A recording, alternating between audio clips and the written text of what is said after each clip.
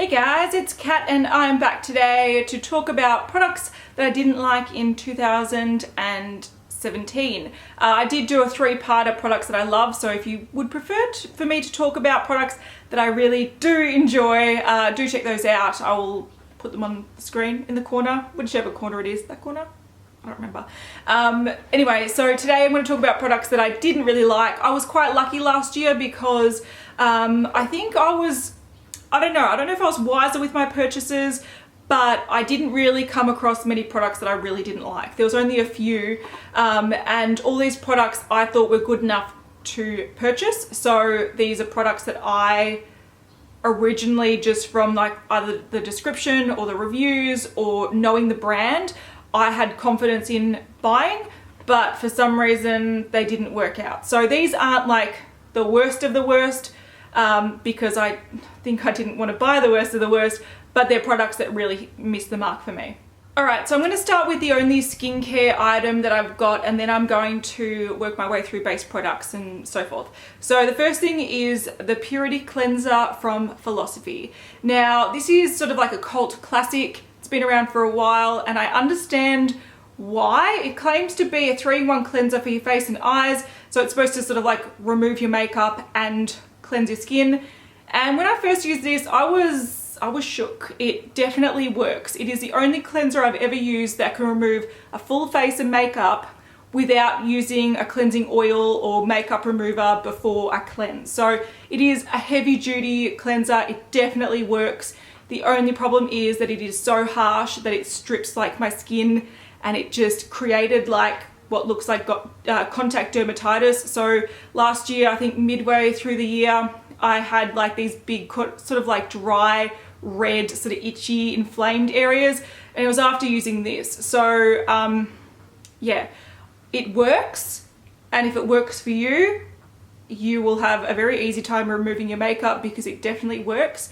But for me, it just ruined my skin. So I keep this around to clean brushes. For even that I don't really like, but yeah, not for me, but for other people. I do want to mention though that I do generally really like Philosophy skincare, like their Hope in a Jar sort of moisturizer series, really good. This is the Renewed Hope in a Jar. I think this is the night one. Really like it. It's a great sort of basic moisturizer.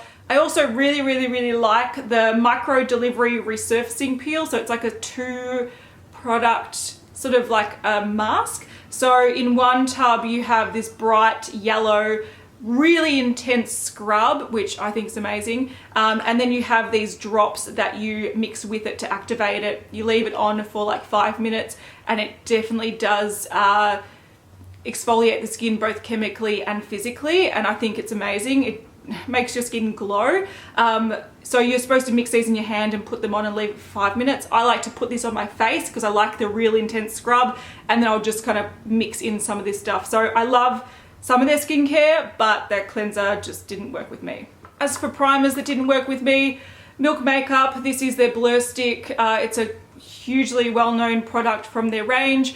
We don't have Milk Makeup in Australia, so I got this, I got Simon to pick me up one when he went to the US. So yeah, it's one of those things that I heard so many good things about, and I thought, oh, I like to blur areas and I like mattifying, but this is not good. It's not made of silicone, but it's made of silica, so it is similar kind of feel. So it's not silicone for those people that are like allergic to silicone, but it gives you that silicone feel, and it does blur your skin similar to the Benefit Professional, but I just find that my makeup doesn't sit well over this, and it also breaks down really quickly. And for oily skin, I sort of want my primer to absorb some of the oil and prevent it from breaking through, whereas this is almost like a catalyst to make your skin even oilier. So I really hate this, and I haven't used anything else from them to be able to tell you what I do like. I did play with one of their highlighter sticks, the holographic highlighter stick, in a makeup breakup, and I really didn't like that either. So Milk for me is a brand that I would probably avoid personally. Alright, foundations that I didn't like this year. Probably the one that was the biggest disappointment for me because I'd heard so many good things about it. No, I didn't hear so many good things. No, I did hear some influencers were saying amazing things about this and it was going to change the industry. And then when I actually used it, I was like, not great. So The Ordinary, which is a skincare brand, brought out foundations. This is the coverage foundation. I got it in many different shades. We did do a swatch video on it, so we had like all the shades, and I've probably got about 4 or 5 of them that I've kept, but I'm going to throw them out because I really hate them. So this is supposed to be high coverage. It's supposed to be more of like a matte finish, and there is also a serum version. I've heard that that's actually better coverage than this, and it works a lot better than this. So I would recommend that if you're going to get anything from The Ordinary, or if you want to try a foundation, probably go the serum one, even if you think the coverage one sounds great, because the coverage in this is really lousy. And it applies really badly. It almost felt like it was a little bit streaky or chunky when it was applying as well, because I think it dries matte pretty quickly. And even though I like a matte finish, I'd prefer a long wear formula over a matte finish. So if I can have like a dewy finish but it lasts all day, that's fine. I don't need a matte finish, but generally long wear and matte go hand in hand. This is just matte, it's not long wear. It breaks down really quickly and it also transfers really easily. So instead of it being a foundation that kind of like sets on your skin and lasts for a long time, it is just not good. So I don't like that. I haven't actually tried too many products from The Ordinary, but I have heard great things about their skincare, so I would say stick to their skincare range rather than their foundations. Another foundation that I just couldn't get behind were these ones by NYX. These are the Total Control Drop Foundations. These are designed that a certain amount of drops will give you more coverage, and I didn't find that was the case at all. These are very, very, very slippery. They're very oily feeling. You put them on, and if you used 1, 2 or 2 drops like it says it's supposed to be for light coverage, it wouldn't even cover your face. It barely does anything. You really need to build these up to get any sort of coverage, and you're using more like, instead of like 2 drops for medium coverage, you're using 2 dropperfuls for medium coverage. And I just find that because they're a thin sort of oily feel, they break down really quickly. So I don't like these, not for me. But probably my biggest pick from NYX, if you were interested in buying from NYX, their lipsticks are great. I love NYX lipsticks, highly recommend them. All right, on to concealer, and there was only one concealer that sort of quite disappointed me this year, and it was by Bobbi Brown. It was a new one that came out this year. It is the, I don't even know what it's called. Oh, it's the Instant Full Cover Concealer, and this, to me, it does have full coverage, which is great. And I heard, like, in my head, I've used their pot concealers before, like back in the day, and this sort of feels like the pot concealer but in a tube version. So instead of like rubbing your finger in and tapping it on, it's a very, very thick, very, very sort of dry concealer, and it doesn't pick up much on the wand. It is full coverage, but it's so tacky that it's very, very hard to set. So if you've got really, really dry under eye area, you might like this. But for me, the only way I could set it, I actually tried setting it with 2 types of powders, like an under eye setting powder, a matte setting powder, and then since it was still creasing and moving, I ended up having to put another setting concealer over the top and setting that. Like, this just doesn't work for me.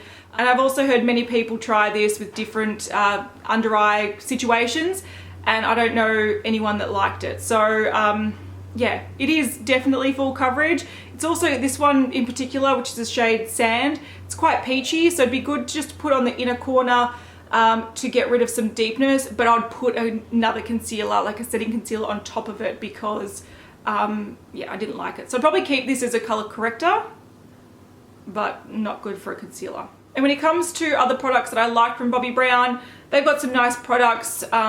Their lipsticks are nice, some of their eyeshadows are nice, and I really like their pot eyeliner gels. So that's probably my pick if I had to recommend something from Bobbi Brown.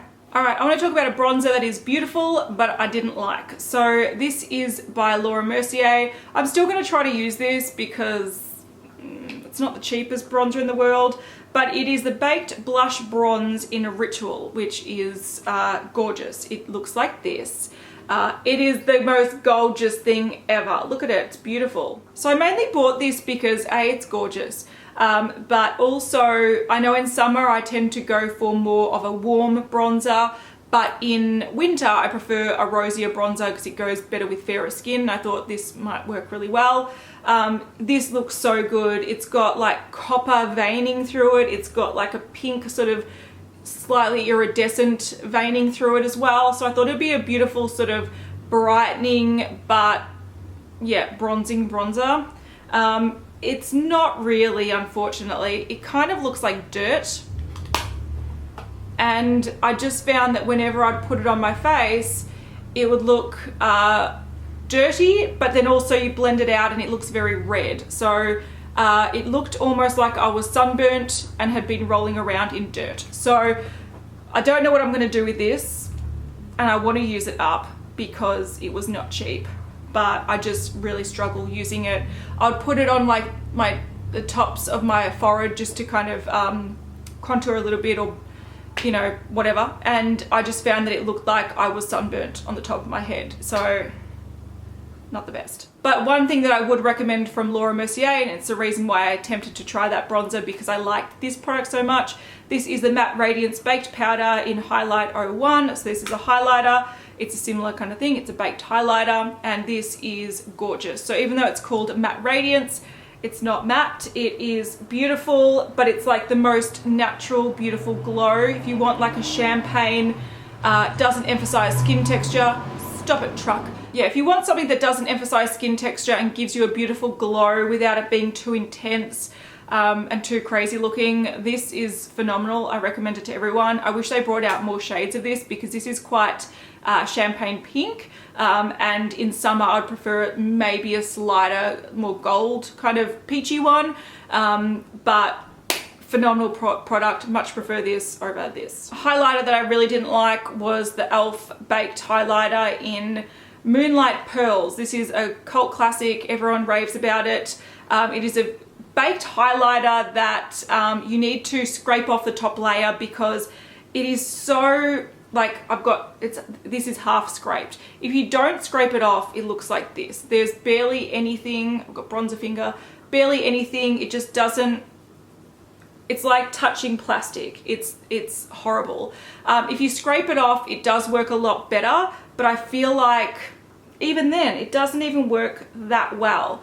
It is cheap, but it feels cheap, and I don't know. I don't get the hype about it. We did a video about this on the Makeup Breakup series on Beauty News, and I did learn in the comments that some people hate it, some people love it, and unfortunately I'm in the hate it kind of category. And a lot of people were making excuses saying it's like that because it's a baked product.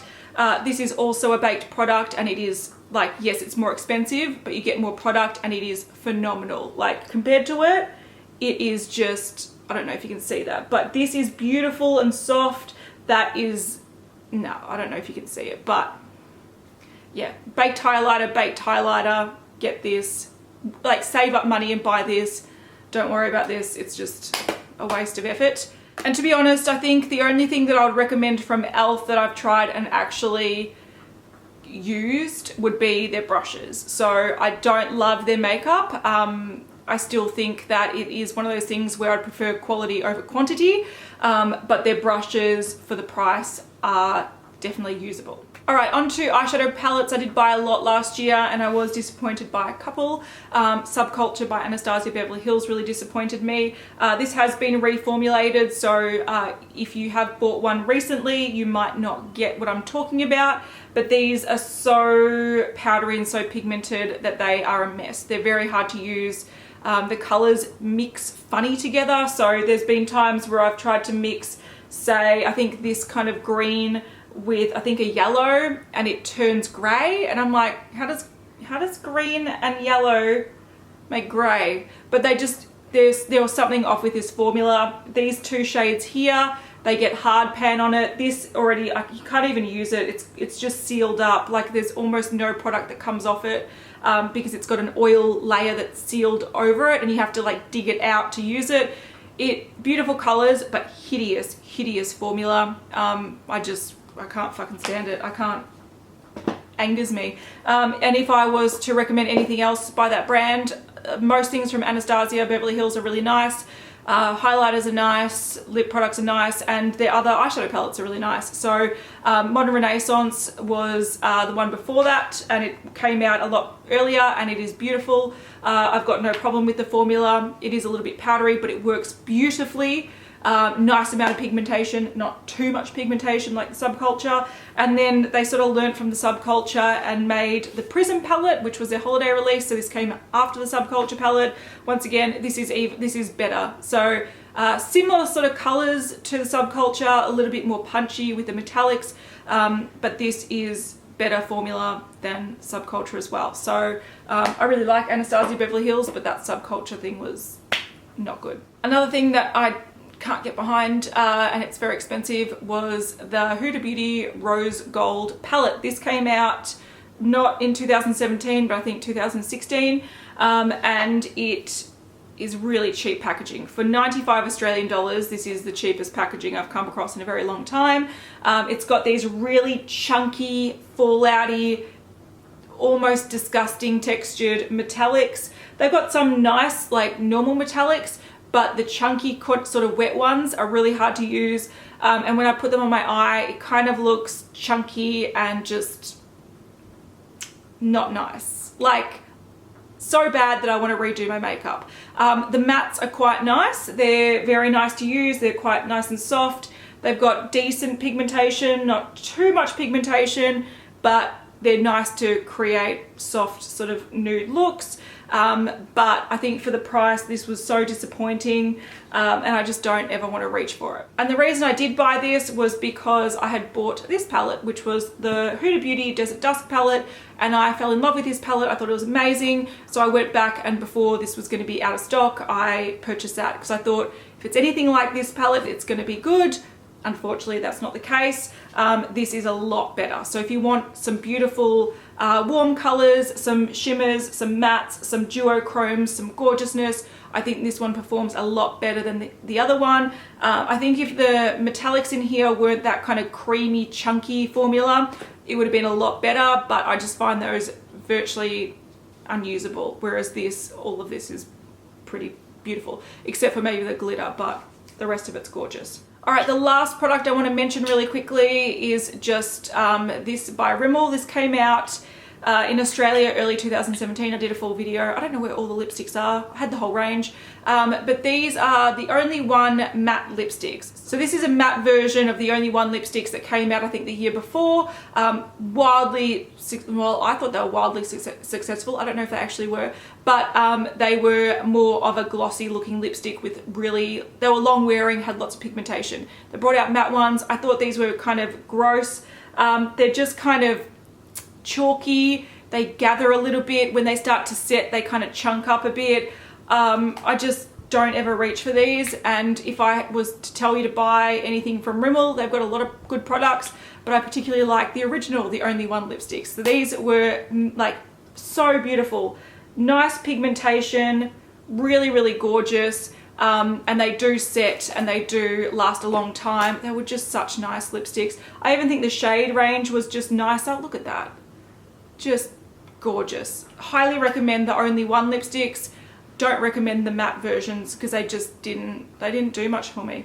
All right, the sun is sort of going down, so it might be a good time to wrap this up. I do want to point out that if you loved any of these products, fantastic.